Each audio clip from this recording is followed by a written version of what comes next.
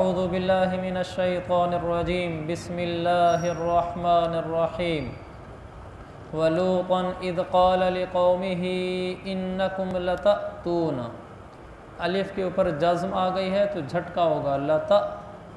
लतअतूनल फ़ाहिशत मा सबक़कुम बिहा मिन अहदिम मिनल आलमीन।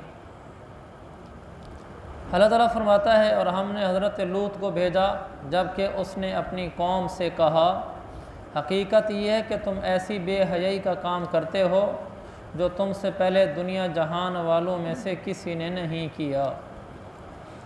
अइन्नकुम लतअतूनर रिजाल अइन्नकुम लतअतून, अलिफ के ऊपर जज़्म झटका, लतअतूनर रिजाल व तक़तऊनस सबील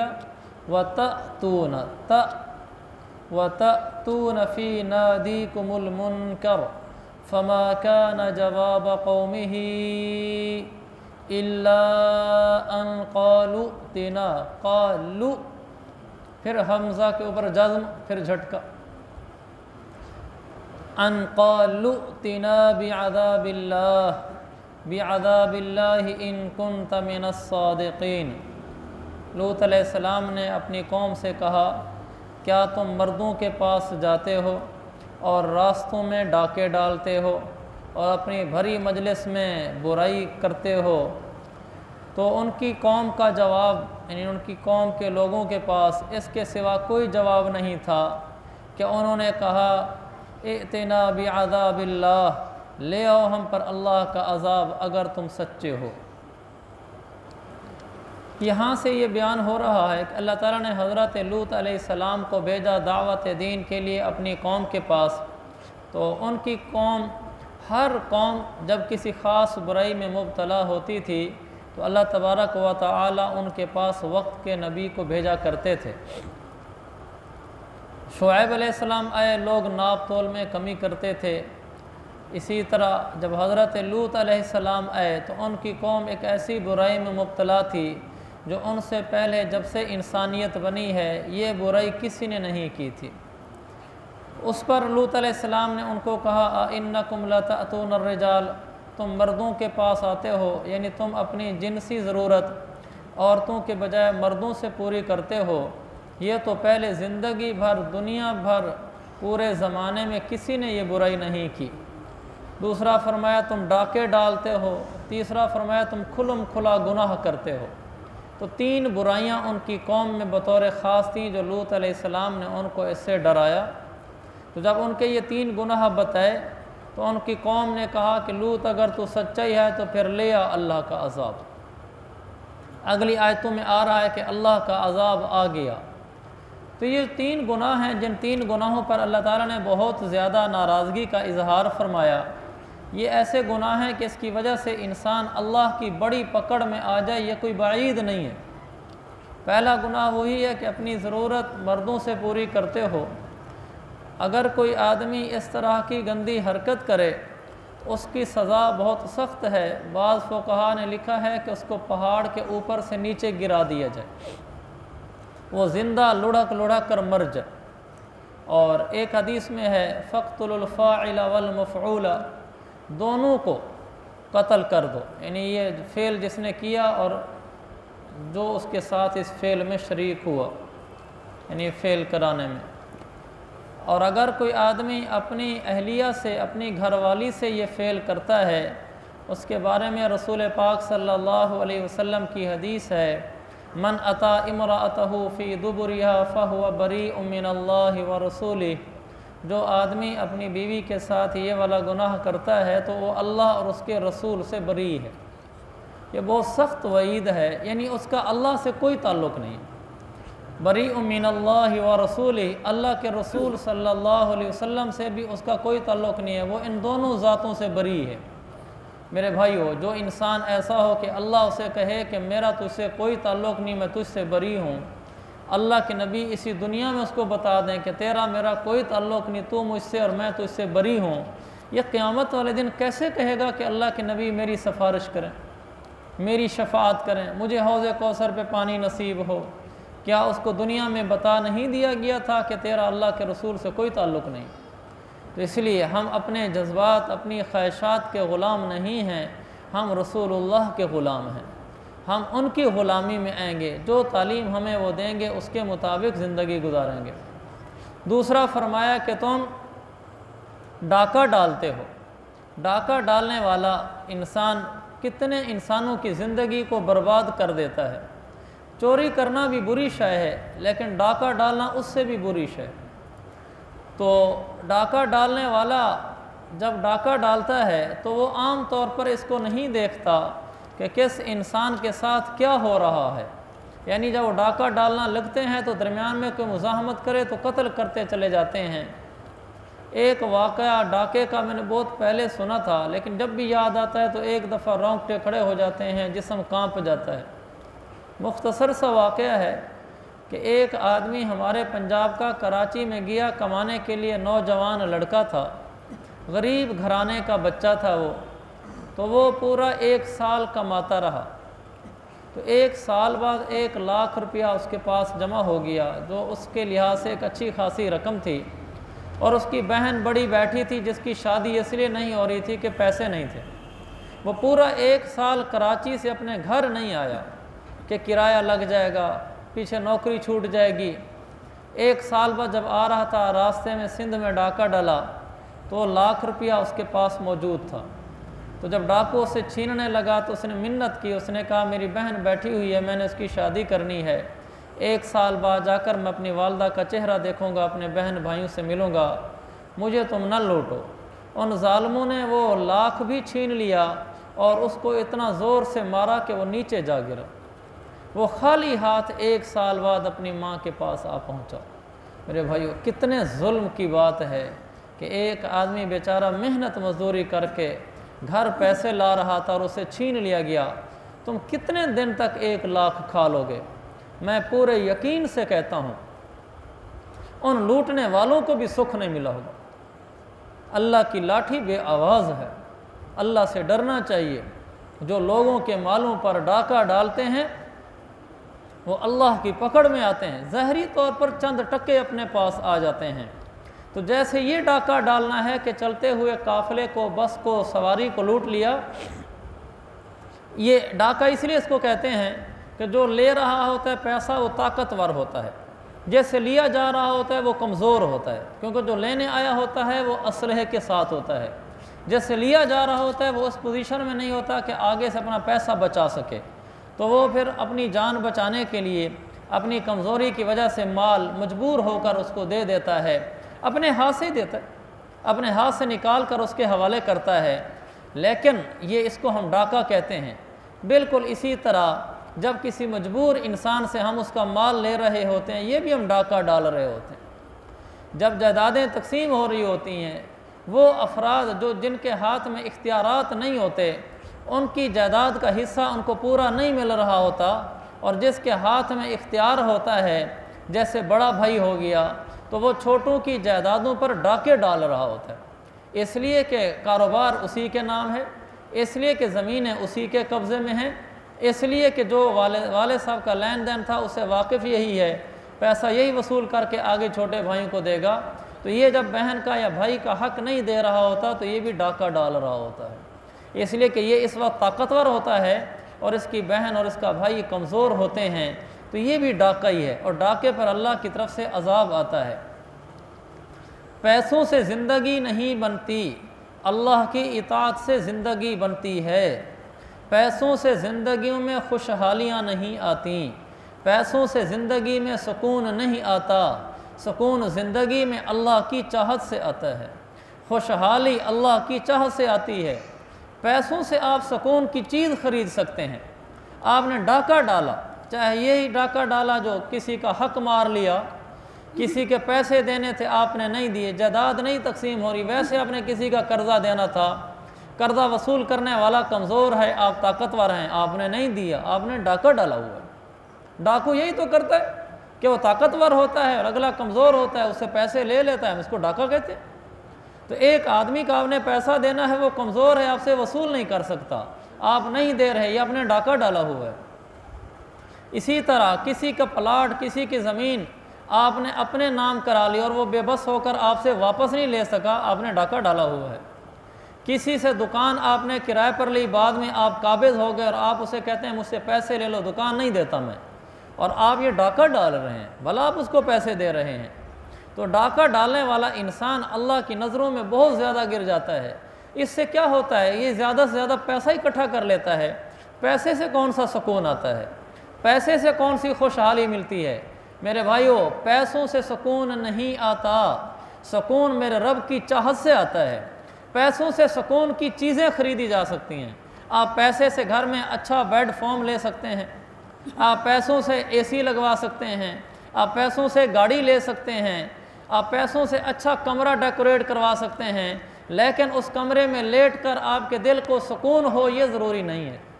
आप पैसे से अच्छा महंगा सोफ़ा ख़रीद सकते हैं, आप उन सोफ़ों पे बैठकर दिल में पुरसुकून हो, फ्री फ्राम टेंशन हो ये ज़रूरी नहीं है। पैसा हो और आप दुखों से, परेशानियों से, बेचैनियों से भरे हुए हों, कमरा हो बहुत अच्छा, ज़ीनो ज़ेब व ज़ीनत से आरास्ता, लेकिन आपके दिल को सुकून ना हो, ये हो सकता है और ये होता है। और बाज़ दफ़ा घर बड़ा सादा है, लेकिन ये इंसान किसी के माल पे डाका डालने वाला नहीं है, अपनी हलाल के कमाई से इसने घर बनाया है या घर के खाने, घर की ज़रूरियात पूरी करता है। अल्लाह इसको इसी सादी ज़िंदगी में वो सुकून देगा जो लोगों को कोठियों में नहीं आता। ये बातें नहीं हैं, ये हक़ाइक़ हैं, ये हक़ाइक़ हैं, ये हक़ाइक़ हैं। पैसों से सुकून नहीं ख़रीदा जा सकता, पैसों से सुकून की चीज़ें ख़रीदी जा सकती हैं। एसी से ऊपर की चमड़ी ठंडी हो सकती है, अंदर का दिल ठंडा हो जाए ये नहीं हो सकता। ये ठंडा होगा जब अल्लाह ठंडा करेगा, हलाल के पैसे से ठंडा होगा। आपने हलाल के पैसे से एसी लगाया, फिर अल्लाह की नेमत है, ऊपर भी आपको ठंडक होगी। आपने किसी का माल नहीं दबाया हुआ, अंदर से भी पुरसुकून होंगे। हराम के पैसों से आपने किया हुआ है, अल्लाह ज़िंदगी को बेचैनी वाली कर देगा, अजीरन कर देगा। ये कुरान का अंदर अल्लाह का वादा है। अल्लाह ताला फरमाता है, अगर तुम लोग मेरी ज़िंदगी, मेरी ज़िक्र से मुँह मोड़ोगे, फ़मन अअरद अन ज़िक्री फ़इन्न लहू मईशतन ज़न्का। काश हम कुरान समझते। अल्लाह ताला फरमाता है, जो मेरे दीन से मुँह मोड़ेगा, शरीयत के ख़िलाफ़ ज़िंदगी गुजारेगा, फिर मैं रब्बे ज़ुल जलाल उसका जीना तंग कर दूँगा। फ़मन अअरद अन ज़िक्री फ़इन्न लहू मईशतन ज़न्का, मैं उसका जीना तंग कर दूँगा। ये नहीं कहा कि मैं उसे माल ले लूँगा, कि मैं उसकी ज़िंदगी से जीने का सुकून छीन लूँगा, फिर उसको सुकून नहीं मिलेगा। तो बीसियों वाक़यात हैं ऐसे, लाखों करोड़ों लोग हैं, हराम का पैसा है, हलाल का नहीं है, वल्लाह उनके दिलों को सुकून नहीं है। मैं ये बात उनसे मिले बग़ैर कह रहा हूँ कि उनके दिलों को सुकून नहीं है, इसलिए कि अल्लाह ने फरमाया है, दीन से मुँह मोड़ कर ज़िंदगी गुजारोगे तो ज़िंदगी से सुख छीन लूँगा। अला बिज़िक्रिल्लाहि तत्मइन्नुल क़ुलूब। लोगों गौर से सुन लो, कान खोल के सुन लो, अल्लाह को याद रखने वाले इंसान के दिल को ही सुकून मिलता है। बस जो अल्लाह को याद रख कर ज़िंदगी नहीं गुजारता, गाफिल है अल्लाह से, उसके दिल को सुकून नहीं मिल सकता। अगर वो कहे कि मेरी ज़िंदगी पुरसुकून है, मुझे कोई परेशानी नहीं है, फिर अल्लाह का कुरान झूठा हो जाएगा और ये नहीं हो सकता। दिलों का सुकून, ज़िंदगी का सुकून, राहत, टेंशनों से आज़ाद ज़िंदगी, पुरसुकून ज़िंदगी, इसका ताल्लुक़ माल के साथ नहीं है, इसका ताल्लुक़ हलाल माल, हलाल तरीके से ज़िंदगी गुजारने के साथ है। जो जायज़ तरीके से ज़िंदगी गुजार रहा है, घरों में फाके भी हों तो ज़िंदगी में सुख सुकून होता है। सहाबा के घरों में फाके नहीं थे, मशहूर है उनके फाके तो ऐसे थे कि हम ऐसे फाकों का तसव्वुर भी नहीं कर सकते, लेकिन क्या पुरसुकून ज़िंदगी थी। और आज मालो मता की कसरत है, हमारे घरों में कपड़ों की कमी नहीं, हमारे घरों में खाने की कमी नहीं, हमारे घरों में बर्तनों की कमी नहीं। हमारे पास इतने बर्तन हैं कि हम 10 साल 20 साल भी न ख़रीदें तो हमें काफ़ी हैं। हमारे घर में इतने कपड़े हैं कि हमारी बेडशीटें अलग हैं, हमारे घरों के पर्दे अलग हैं, हमारे सर्दियों गर्मियों के कपड़े अलग हैं, हमारी शादी खुशी के कपड़े अलग हैं। इतने कपड़े हैं हमारे पास कि सहाबा के पास ये हालत होती थी, अम्मी आयशा फरमाती हैं कि मेरे पास एक सूट था अच्छा, मेरे उस एक सूट में मदीना की 3 लड़कियों की शादी हुई, एक ही सूट में। यानी जब किसी बच्ची की शादी होती थी तो वो मुझसे ले जाती थी, वो दुल्हन बन लेती थी, वो फिर कुछ दिनों बाद मुझे पहुंचा देती थी। फिर दूसरी बच्ची किसी की शादी हुई, उसके पास सूट नहीं था तो वो यही सूट ले गई। एक सूट में 3 बच्चियों की शादियां हुई, और यहाँ एक सूट में एक बच्ची की शादी भी नहीं होती। एक लहंगा लेते हैं, वो एक रात के लिए होता है, वो लाख से कम नहीं होता, और वो एक रात बाद ख़त्म, फिर ज़िंदगी में कभी नहीं पहनना। इस कदर हिर्स व हवस ने मार डाला है कि पैसा इकट्ठा किया जा रहा है और फिर कह रहे हैं हमारे पास पैसा नहीं, हम बड़े परेशान हैं। हमने अपनी ज़िंदगियों को खुद अजीरण किया है, हमने खुद अपने लिए मुसीबतें घड़ी हैं।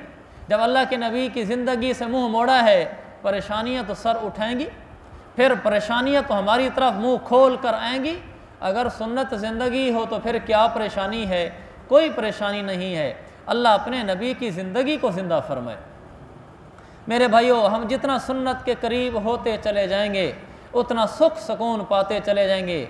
आज जितना खौफ हमें फ़क्र व फाक़े का है, इतना खौफ अगर हमें जहन्नम और कब्र का हो जाए, हम वली कामिल बन जाएं, हमारी ज़िंदगियों में सुकून की बहारें आ जाएं।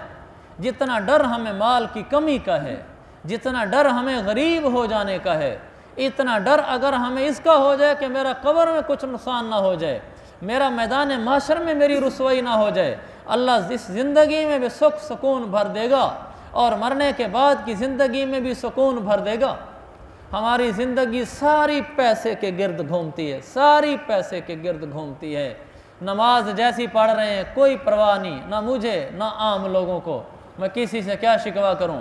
जैसी नमाज 10 साल पहले थी वैसी आज है, जैसी 10 साल पहले खलवतें थी अल्लाह के साथ वैसी आज हैं, जैसे 10 साल पहला कुरान पढ़ना था आज भी वैसा ही है, जैसे 10 साल पहले मेरी दुआएं थीं आज भी वैसे ही हैं। मेरी दुआओं में कोई तब्दीली नहीं आई कि वो 10 साल पहले 10 मिनट की थी आज घंटे की है। जो नमाज 10 साल पहले थी वही आज है। आज मैं अल्लाह अकबर कहते ही तकबीर तहरीमा के बाद लाइन जुड़ जाती हो, 10 साल पहले भी नहीं थी आज भी नहीं है। 10 साल पहले भी कुरान पढ़ने का ज़ौक़ नहीं था आज भी नहीं है। इसकी हमें कोई फ़िक्र नहीं है। लेकिन मेरा माल बड़ा है कि नहीं बड़ा, ये मेरी सबसे बड़ी फ़िक्र है। मेरा दीन मजबूत हुआ कि नहीं हुआ, ये मेरी सबसे छोटी फ़िक्र है। हम मेरे भाइयों आखरत के दीवाने नहीं हैं, हम माल व मता के दीवाने हैं। हमें दुनिया से गर्ज है, हमें आखरत से कोई गर्ज नहीं है।